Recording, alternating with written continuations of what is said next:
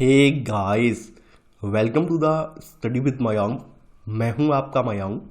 आज हम लोग टेस्ट 34 के अंतर्गत यूपीएससी प्रीलिम से संबंधित भारतीय अर्थव्यवस्था और सरकारी योजनाओं के प्रश्नों को देखेंगे। तो चलिए स्टार्ट करते हैं आज का वीडियो। देखते हैं मैं क्या क्या डिस्कस करना है यहाँ पर। आज का पहला प्रश्न है, निम्नलिखित कथनों पर विचार कीजिए। पूछा गया है कौन सा कथन सही है। सांकेतिक प्रभावी विनिमय दर नीर एक बहुपक्षीय दर है जो विदेशी मुद्राओं की बास्केट का प्रतिनिधित्व करती है। प्रत्येक मुद्रा की कीमत उस देश के अंतर्राष्ट्रीय व्यापार में मुद्रा के महत्व से भारित होती है। वास्तविक प्रभावी विनिमय दर रीढ़ की व्याख्या विदेशी वस्तुओं की दी गई बास्केट की एक इकाई का क्रय करने के लिए आवश्यक घरेलू वस्तुओं की मात्रा के रूप में की जाती है। सांकेतिक विनिमय दर किसी देश की अंतर्राष्ट्रीय प्रतिस्पर्धा की सही माप है। दूसरे देश की मुद्रा के रूप में पहले देश की मुद्रा की कीमत को विनिमय दर कहा जाता है। एक एग्जाम्पल से देख लीजिए, $1 की जो कीमत है वर्तमान में आपके 75 रुपीज़ के बराबर है। तो यहाँ पर आपके जो यूएसए की मुद्रा है इसकी तुलना में आप अपनी जो इंडिया का रुपया है इसकी कीमत देख सकते हैं। तो ये जो अंतर आप देख रहे हैं ये वास्तव में विनिमय दर है। अब यहाँ पे बात कर लेते हैं सांकेतिक प्रभावी विनिमय दर की, नीर की, जिसको नॉमिनल इफेक्टिव एक्सचेंज रेट कहते हैं। तो यह एक बहुपक्षीय दर है जो प्रत्येक विदेशी मुद्राओं की बास्केट का प्रतिनिधित्व करती है।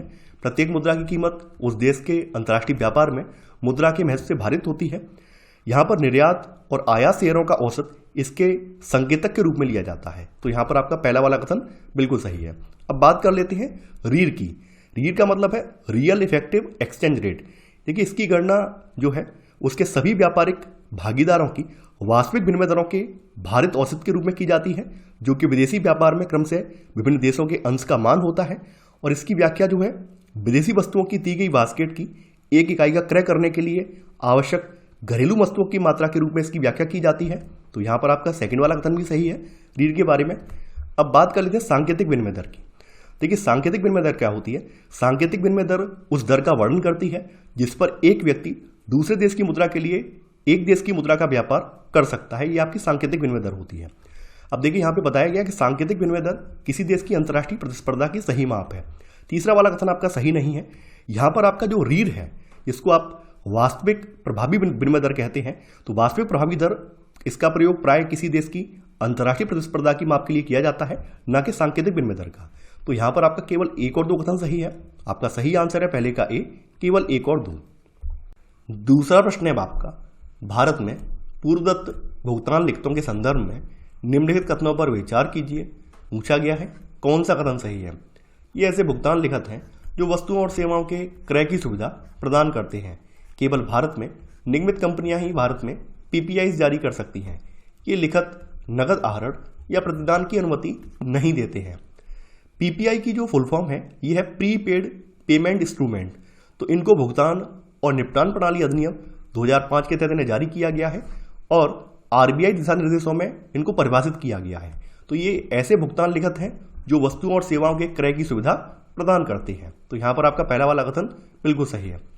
केवल भारत में जो रजिस्टर्ड कंपनियां हैं, निगमित कंपनियां हैं, उन्हें ही भारत में पीपीआई जारी ये कर सकती हैं। तो यहाँ पर आपका सेकंड वाला भी सही है कि भारत में केवल उन्हीं कंपनियों को पीपीआई जारी करने की अनुमति है जो भारत में निगमित हैं और जिनकी न्यूनतम पेड अप पूंजी जो है वो 5 करोड़ रुपए है और न्यूनतम सकारात्मक निवल मूल्य जो है वो 1 करोड़ रुपए है। तो यहाँ पर आपका सेकंड वाला कथन सही है।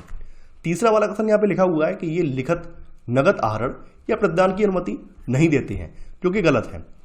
देखिए, ये ओपन सिस्टम भुगतान लिखत इसकी अनुमति ये देते हैं जिसके तहत वस्तु और सेवाओं की खरीद, किसी भी कार्ड को स्वीकार करने वाले व्यापार स्थानों पर निधियों के हस्तांतरण जैसी वित्तीय सेवाओं के अतिरिक्त ये एटीएम या फिर नगद आहरण की भी अनुमति प्रदान करते हैं। तो यहाँ पर आपका तीसरा वाला कथन गलत हो जाएगा। केवल पहला दूसरा सही है। तो आपका सही आंसर है यहाँ पर सेकंड का ए, केवल एक और दो। तीसरा प्रश्न है आपका, स्वतंत्रता की पूर्व संध्या पर भारत के विदेश व्यापार के संदर्भ में निम्नलिखित कथनों पर विचार कीजिए। पूछा गया है कौन सा कथन सही है। भारत का आधे से अधिक विदेशी व्यापार ब्रिटेन तक ही सीमित था। औपनिवेशिक काल के दौरान भारत में प्राय एक बड़ा व्यापार घाटा दर्ज किया गया था। देखिए, बात करें औपनिवेशिक शासन की, तो औपनिवेशिक सरकार के द्वारा जो नीतियां अपनाई गई थी, यानी खास करके जो भी उत्पादन, व्यापार और सीमा शुल्क की प्रतिबंधकारी नीतियां थी, तो इसकी वजह से भारत के विदेशी व्यापार की संरचना, स्वरूप और आकार पर एक बहुत बड़ा प्रतिकूल प्रभाव पड़ा है। ब्रिटेन ने भारत के आयात निर्यात पर पूरी तरह से एकाधिकार जमा लिया था। परिणाम स्वरूप भारत का आधे से अधिक विदेशी व्यापार केवल ब्रिटेन तक ही सीमित रह गया। तो यहाँ पर आपका पहला वाला कथन बिल्कुल सही है। अब सेकंड वाले स्टेटमेंट में बोला गया है औपनिवेशिक काल के दौरान भारत में प्राय एक बड़ा व्यापार घाटा दर्ज किया गया। व्यापार घाटा दर्ज कब होता है? जब हम जो अपना सामान निर्यात कर रहे हैं, एक्सपोर्ट कर रहे हैं, और हम जो सामान इंपोर्ट कर रहे हैं, यानी हमारा एक्सपोर्ट किया हुआ सामान का मूल्य इंपोर्ट किए गए सामान के मूल्य से कम रहता है और इंपोर्ट वाला सामान हम ज़्यादा मात्रा में मंगाते हैं, तब हमारा व्यापार घाटा क्रिएट होता है। ठीक है, एग्जाम्पल से समझ लीजिए। मान लेते हैं हम यहाँ से 10 लाख का इंपोर्ट कर रहे हैं, 10 लाख का हम ब्रिटेन से इंपोर्ट कर रहे हैं और अपने भारत से केवल 8 लाख का ही एक्सपोर्ट कर पा रहे हैं, यानी 8 लाख कीमत का एक्सपोर्ट कर पा रहे हैं। तो यहाँ पर क्या होगा? यहाँ पर 2 लाख रुपए का एक व्यापार घाटा दर्ज किया जाएगा, क्योंकि यहाँ पर हम माइनस में 2 लाख हैं। भाई अगर हम मान लेते हैं ये उल्टा कर देते, हम यहाँ पे इंपोर्ट कर रहे हैं 8 लाख का और 10 लाख का मूल्य का सामान हम ब्रिटेन को भेज रहे हैं, तो हमें 2 लाख रुपए का क्या हो जाता? बचत हो जाती। लेकिन यहाँ पर उल्टा हो जाएगा। तो व्यापार घाटा की कंडीशन उस समय थी नहीं। भाई व्यापार घाटा तो तब होगा जब हम वहां से चीजें मंगाएंगे। यहाँ तो एक तरफा हो रहा था, यहाँ से तो केवल और केवल सामान ब्रिटेन की ओर जा रहा था, तो यहाँ व्यापार घाटे का सवाल ही नहीं उठता है। नहीं, औपनिवेशिक काल के दौरान भारत के जो विदेशी व्यापार की सबसे बड़ी विशेषता क्या थी?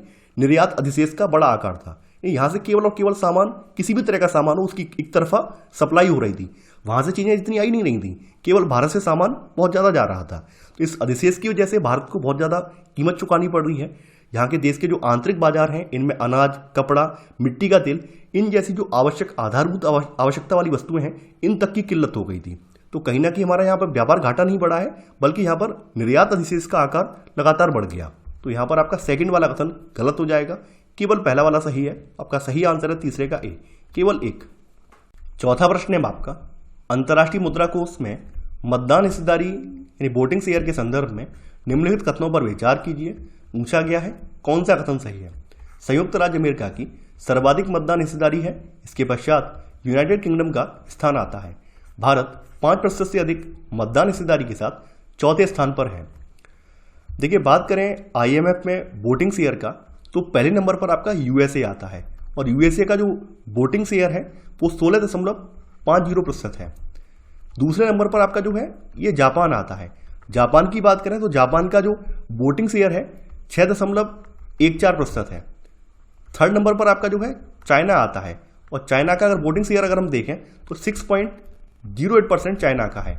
फोर्थ की बात करें यानी चौथे नंबर पर आपका जो है ये जर्मनी आता है। यहाँ पर मैं लिख दे रहा हूँ, यहाँ पर चौथे पर आपका जर्मनी आ रहा है। तो जर्मनी का जो वोटिंग शेयर है ये है 5.31%।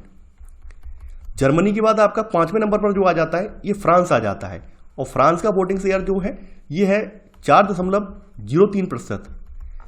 छठवें नंबर पर आपका जो आ जाता है यूके आ जाता है। इसके बाद आपका यूके आता है छठवें पर और इसका जो है इसका भी जो है ये भी 4.03% है। यानी आप या तो मान लें पांचवें पर ही है या फिर छठवें पर है, यानी इन दोनों का फ्रांस का यूके का सेम है।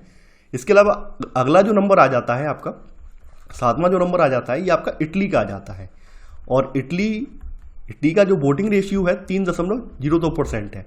उसके बाद अपना भारत का जो स्थान आता है इंडिया का ये 8वें नंबर पर आता है और भारत का जो रेशियो है वोटिंग रेशियो है 2.63% है। यानी आपका यहाँ पर पहला वाला भी गलत है और दूसरा वाला भी गलत है।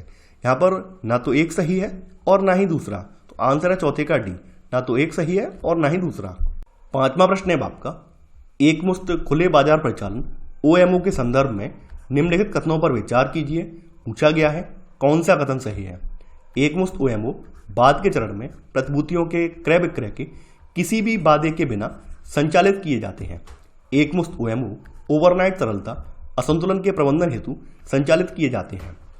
भारतीय रिजर्व बैंक अधिनियम 1934 इसकी धारा 17 और 17 की भी धारा उपधारा 8 इसके तहत RBI खुले बाजार परिचालन जिसको ओपन मार्केट ऑपरेशंस के नाम से जाना जाता है, तो इनके माध्यम से सरकारी प्रतिभूतियों में लेन देन या विनिमय करने हेतु RBI अधिकृत है। अब देखिए यहाँ पर बात करें एकमुश्त खुला बाजार परिचालन की, तो एकमुश्त खुले बाजार परिचालन स्थायी प्रकृति के होते हैं और जब RBI इन प्रतिभूतियों का क्रय करता है यानी खरीदारी करता है तो बाद में इन प्रतिभूतियों के विक्रय का भी कोई वचन नहीं देता है। इसी तरह से जब RBI इन प्रतिभूतियों का विक्रय करता है तो उन्हें बाद में खरीदने का भी यानी क्रय करने का भी ये कोई वचन नहीं देता है। तो यहाँ पर वो बात सही है कि एकमुश्त OMO बाद के चरण में प्रतिभूतियों के क्रय विक्रय के किसी भी बाधे के बिना संचालित किए जाते हैं। तो पहला वाला यहाँ पर आपका सही है। सेकंड वाला आपका गलत है। यहाँ पे लिखा हुआ है एकमुश्त ओएमओ ओवरनाइट तरलता असंतुलन प्रबंधन हेतु संचालित किए जाते हैं। नहीं, एकमुश्त ओएमओ जो है ये ओवरनाइट के लिए, ओवरनाइट का मतलब क्या होता है? 24 घंटे के लिए नहीं होते हैं, बल्कि दीर्घावधि के लिए होते हैं। यानी एकमुश्त ओएमओ दीर्घावधि तरलता असंतुलन के लिए संचालित किए जाते हैं, ना कि ओवरनाइट के लिए। तो यहाँ पर आपका केवल पहला वाला सही है। आपका सही आंसर है 5वें का ए, केवल एक। छठवां प्रश्न है आपका, निम्नलिखित में से कौन सी किसी अर्थव्यवस्था में तरलता पाश या लिक्विडिटी ट्रैप की स्थिति की विशेषताएं हैं? बॉन्ड के मूल्यों में गिरावट, निम्न ब्याज दरें, उच्च बचत दर। आपको कूट का प्रयोग करके सही उत्तर का चयन करना है। लिक्विडिटी ट्रैप के दौरान उपभोक्ता बॉन्ड में निवेश करने से बचते हैं और अपने धन को नगद बचत के रूप में रखते हैं, क्योंकि लोगों के मध्य यह धारणा बनी हुई है ब्याज दरों में शीघ्र वृद्धि हो सकती है। चूंकि जो बॉन्ड्स होते हैं इनका ब्याज दरों से विपरीत संबंध होता है, इसलिए अनेक उपभोक्ता ऐसी कीमत पर संपत्ति नहीं रखना चाहते जिनके घटने की आशंका हो। तो यहां पर आपका ये बिल्कुल सही है, बॉन्ड के मूल्यों में गिरावट। अब देखिए सेकंड और थर्ड भी सही है। लिक्विडिटी ट्रैप एक विरोधाभासी आर्थिक स्थिति है। इसमें ब्याज दरें बहुत ज़्यादा निम्न होती हैं और बचत दरें उच्च होती हैं, जिससे मौद्रिक नीति प्रभावहीन हो जाती है। तो यहाँ पर निम्न ब्याज दरें हैं और उच्च बचत दर है। तो यहाँ पर आपका तीनों ही यहाँ पर स्थितियाँ यहाँ पर आती हैं। तो यहाँ पर आपका सही आंसर है 6वें का डी, यानी 1, 2 और 3। सातवां प्रश्न है आपका, निम्नलिखित में से कौन से कर वस्तु और सेवा कर में शामिल हैं? केंद्रीय उत्पाद शुल्क, स्टाम्प शुल्क, चुंगी कर, लग्जरी या विलासिता कर। आपको कूट का प्रयोग करके सही उत्तर का चयन करना है। देखिए भारत में वर्तमान में बड़ी संख्या में जो राज्य में और केंद्र में कर चल रहे थे उनको एकीकृत करने के उद्देश्य से जीएसटी कर लाया गया, ताकि राज्य और केंद्रों के करों को एकीकृत किया जा सके। तो इस संबंध में सितंबर 2016 में 101वां संविधान संशोधन अधिनियम पारित किया गया और इसके अंतर्गत संविधान के आर्टिकल 366 के अंतर्गत एक उपखंड 12A शामिल किया गया और 12A में जीएसटी की परिभाषा दी गई। तो जीएसटी में आपके केंद्रीय उत्पाद शुल्क आ जाते हैं, चुंगी कर आ जाता है, लग्जरी या विलासिता कर आ जाता है। स्टाम्प शुल्क को इसमें नहीं रखा गया है। ध्यान देने की बात यह है, यहाँ पर स्टाम्प शुल्क है, आपके मादक पेय पदार्थ हैं, शराब वगैरह है, ये इसमें नहीं रखे गए हैं। तो यहाँ पर आपका सही आंसर जो है वो है 7वें का बी, केवल 1, 3 और 4। आठवां प्रश्न है आपका, दक्षिण पूर्व एशियाई राष्ट्र संघ आसियान के संदर्भ में निम्नलिखित कथनों पर विचार कीजिए। पूछा गया है कौन सा कथन सही नहीं है। आसियान की स्थापना वर्ष 1967 में 10 आसियान सदस्य देशों द्वारा बैंकॉक घोषणा पर हस्ताक्षर के साथ हुई थी। आसियान चार्टर अपने सदस्य देशों पर विधिक रूप से बाध्यकारी समझौता है। देखिए दक्षिण पूर्व एशियाई राष्ट्र संघ या आसियान की स्थापना इसके संस्थापक सदस्यों अर्थात इंडोनेशिया, मलेशिया, फिलीपींस, सिंगापुर और थाईलैंड के द्वारा आसियान घोषणा पत्र यानी कि बैंकॉक घोषणा पत्र पर हस्ताक्षर के माध्यम से यह स्थापना जो हुई है वो हुई है 8 अगस्त 1967 को। कहाँ पर? बैंकॉक में हुई है। हालांकि इसमें 10 आसियान देश नहीं थे उस समय स्थापना करने वालों में 5 आसियान कंट्री थे। 5 कंट्री बाद में जुड़े हैं और वर्तमान में इसमें अभी 10 कंट्री हैं। तो यहाँ पर आपका पहला वाला कथन गलत हो जाएगा। आसियान का जो चार्टर है ये 15 दिसंबर 2008 को लागू हुआ है। इसका चार्टर 15 दिसंबर 2008 को लागू हुआ है और आसियान चार्टर के लागू होने के साथ आसियान अब एक नए विधिक ढांचे के तहत कार्य कर रहा है। आसियान चार्टर 10 आसियान सदस्य देशों के मध्य एक विधिक रूप से बाध्यकारी समझौता बन गया है। तो यहां पर आपका सेकंड वाला कथन सही है। यहां पर आपका केवल पहला वाला कथन सही नहीं है, तो आंसर है 8वें का ए, केवल 1।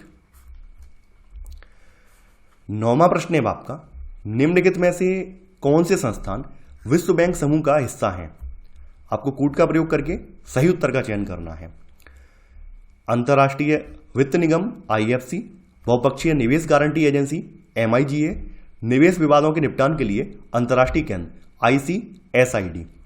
अंतर्राष्ट्रीय वित्त निगम की बात कर लेते हैं, इंटरनेशनल फाइनेंस कॉरपोरेशन। तो ये विश्व बैंक समूह का एक सदस्य है और यह विकासशील देशों में निजी क्षेत्र की समृद्धि को प्रोत्साहित करके आर्थिक विकास में प्रगति और लोगों के जीवन में सुधार लाने के लिए ये प्रयास करता है। तो ये भी विश्व बैंक समूह का हिस्सा है।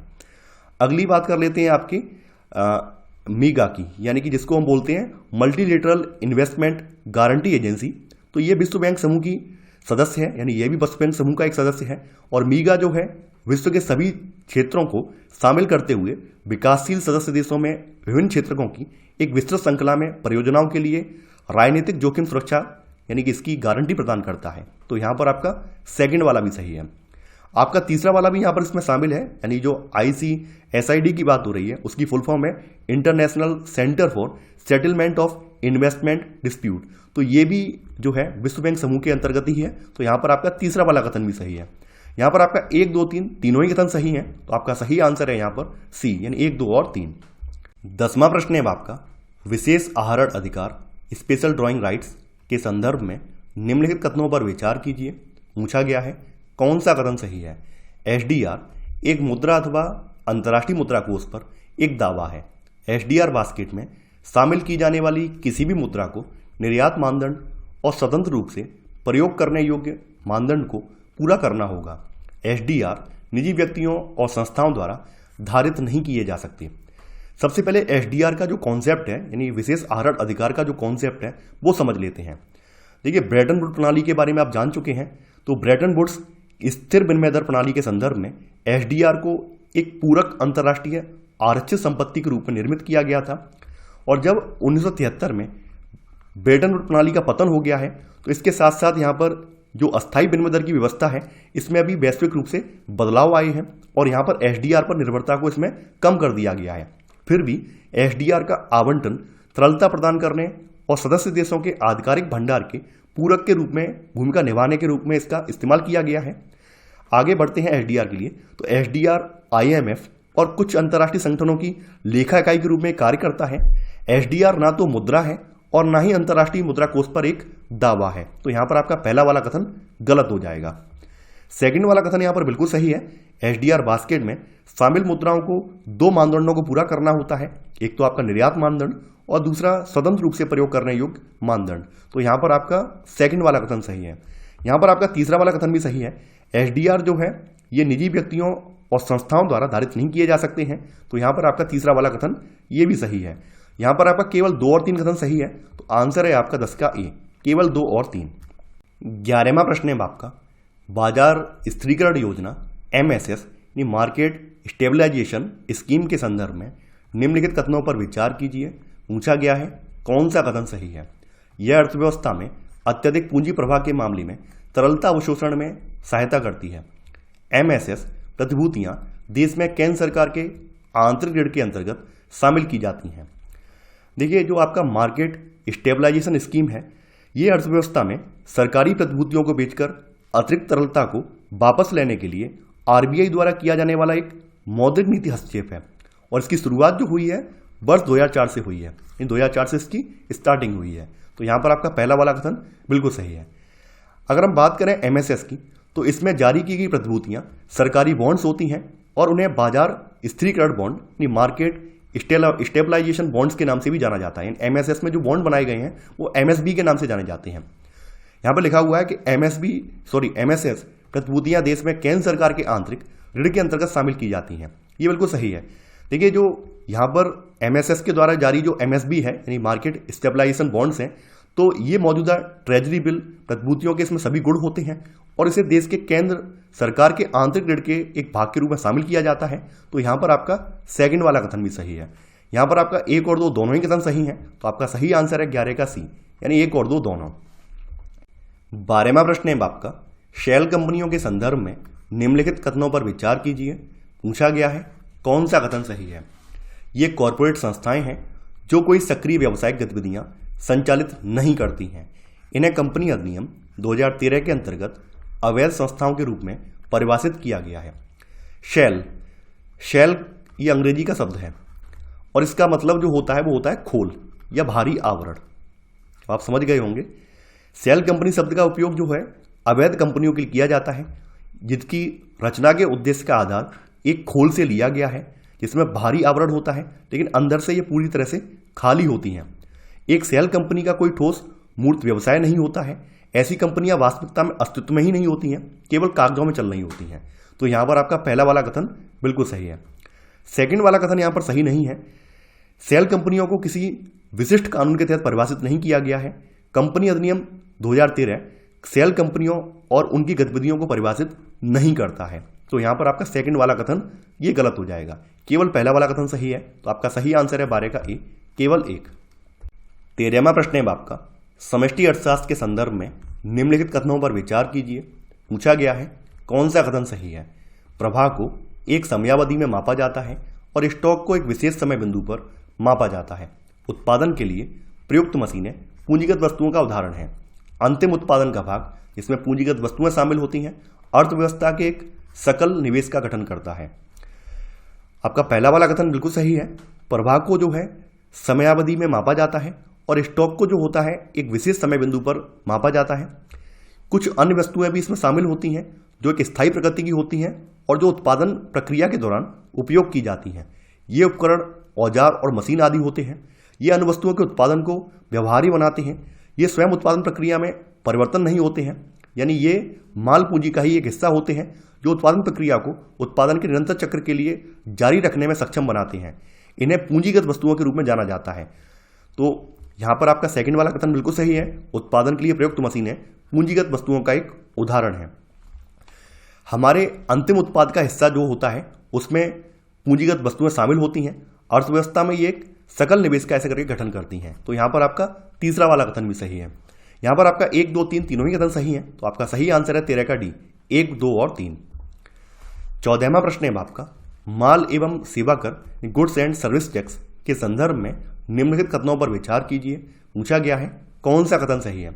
यह उत्पादन प्रक्रिया के प्रत्येक चरण में आरोपित किया जाने वाला मूल्य वर्धित कर है। यह एक गंतव्य आधारित कर है। एकीकृत माल और सेवा कर IGST उपभोग पर राज्य द्वारा उद्ग्रहित और संग्रहित किया जाता है। देखिए, अभी मैंने आपको बताया था कि जो आपका GST है ये भारत में वर्तमान में लागू अनेक केंद्रीय और राज्य करों को मिलाकर बनाया गया एकल एकीकृत कर को संदर्भित करता है और इसे जो है सितंबर 2016 में को 101वां संविधान संशोधन अधिनियम पारित करके, जिसके अंतर्गत संविधान के अनुच्छेद 366 के अंतर्गत इसका एक उपखंड 12A जोड़ा गया और वहां पर इसको GST को डिफाइन किया गया है। यहां पर आपका पहला वाला कथन बिल्कुल सही है। यह बहुस्तरीय संग्रहण विधि का अनुसरण करता है। इसमें प्रत्येक चरण पर एक कर एकत्रित किया जाता है और पिछले चरण में भुगतान किए गए कर का क्रेडिट लेन देन अगले चरण में समायोजित के रूप में उपलब्ध हो जाता है। तो यहाँ पर आपका पहला वाला कथन यहाँ पर बिल्कुल सही है। यहाँ पर आपका सेकंड वाला कथन भी सही है। यह एक गंतव्य आधारित कर है क्योंकि वस्तुओं और सेवाओं पर उसके उपभोग बिंदु पर यह कर आरोपित किया जाता है, न कि उत्पादन बिंदु पर। तो यहाँ पर आपका सेकंड वाला कथन भी यहाँ पर सही है। तीसरा वाला कथन यहाँ पर सही नहीं है। देखिए, केंद्र सभी अंतरराज्यीय वस्तुओं और सेवाओं की आपूर्ति पर एकीकृत माल और सेवा कर IGST उद्ग्रहित और संग्रहित करेगा। एक राज्य से दूसरे राज्यों में इनपुट टैक्स क्रेडिट का निर्बाध प्रभाव होगा। IGST की आय को राज्यों के बीच विभाजित किया जाएगा। तो यहाँ पर आपका तीसरा वाला कथन जो है ये गलत हो जाएगा, क्योंकि यहाँ पर लिखा हुआ है IGST जो है इसके उपभोग पर राज्य द्वारा उद्ग्रहित और संग्रहित किया जाता है। नहीं, राज्य द्वारा नहीं बल्कि केंद्र द्वारा लगाया जाता है। यानी केंद्र द्वारा ये उद्ग्रहित और संग्रहित किया जाता है और बाद में इसका जो भी लाभांश होता है वो राज्यों के मध्य विभाजित कर दिया जाता है। तो यहाँ पर आपका 1 और 2 कथन सही है। तो आपका सही आंसर है 14 का बी, केवल 1 और 2। 15वां प्रश्न है आपका, पार्टिसिपेटरी नोट्स PN या P नोट के संदर्भ में निम्नलिखित कथनों पर विचार कीजिए। पूछा गया है कौन सा कथन सही है। यह विदेशी क्षेत्राधिकार में सेबी के अंतर्गत पंजीकृत विदेशी संस्थागत निवेशक यानी FII फॉरेन इंस्टीट्यूशनल इन्वेस्टर द्वारा जारी किया गया एक डेरिवेटिव साधन है। पार्टिसिपेटरी नोट्स में निवेशक के पास अंतर्निहित भारतीय प्रतिभूति का स्वामित्व नहीं होता है। पार्टिसिपेटरी नोट्स स्वतंत्र रूप से व्यापार योग्य होते हैं और इन्हें सुगमता से एक निवेशक से दूसरे निवेशक तक स्थानांतरित किया जा सकता है। भारतीय संदर्भ में P नोट्स भारतीय प्रतिभूति और विनिमय बोर्ड सेबी द्वारा एक पंजीकृत विदेशी संस्थागत निवेशक या उसके उपखातों या उसके सहयोगियों में से किसी एक द्वारा विदेशी क्षेत्राधिकार में अंतर्निहित भारतीय प्रतिभूतियों के विरुद्ध जारी किया गया एक डेरिवेटिव साधन है। तो यहां पर आपका पहला वाला कथन बिल्कुल सही है। सेकंड वाला कथन आपका ये भी सही है। P नोट्स में निवेश करने वाला व्यक्ति पार्टिसिपेटरी नोट्स को जारी करने वाले FII के पास विद्यमान अंतर्निहित भारतीय प्रतिभूति का ये स्वामी नहीं होता है। इस प्रकार पार्टिसिपेटरी नोट्स में निवेशक वास्तव में इसके स्वामित्व के बिना ही प्रतिभूति में निवेश करके आर्थिक लाभ प्राप्त करते हैं। तो यहाँ पर आपका सेकंड वाला कथन ये भी सही है। थर्ड वाला कथन है ये भी सही है। देखिए यहाँ पे बताया गया पार्टिसिपेटरी नोट्स स्वतंत्र रूप से व्यापार योग्य होते हैं और इन्हें सुगमता से एक निवेशक से दूसरे निवेशक तक स्थानांतरित किया जा सकता है। इसका कारण क्या है? इसका कारण यह है कि इस तरह के जो आपके लिखत हैं ये भारत के बाहर निर्गमित किए जाते हैं और ये लेन देन सेबी के निगरानी क्षेत्र से बाहर होते हैं और FII विदेशों में मिनी एक्सचेंज के रूप में ये कार्य करते हैं। इसलिए इन्हें आसानी से एक निवेशक से दूसरे निवेशक को स्थानांतरित किया जा सकता है। तो यहाँ पर आपका तीसरा वाला भी सही है। यहाँ पर आपका 1, 2, 3 तीनों ही सही हैं। तो आपका सही आंसर है यहाँ पर 15 का A, 1, 2 और 3। तो ये था हमारा आज का वीडियो। आई होप आपको आज का वीडियो पसंद आया होगा। आप लोग इस वीडियो को लाइक और शेयर करना बिल्कुल ना भूलें। तो चलिए आज के लिए बस इतना ही। Thanks for watching. जय हिंद।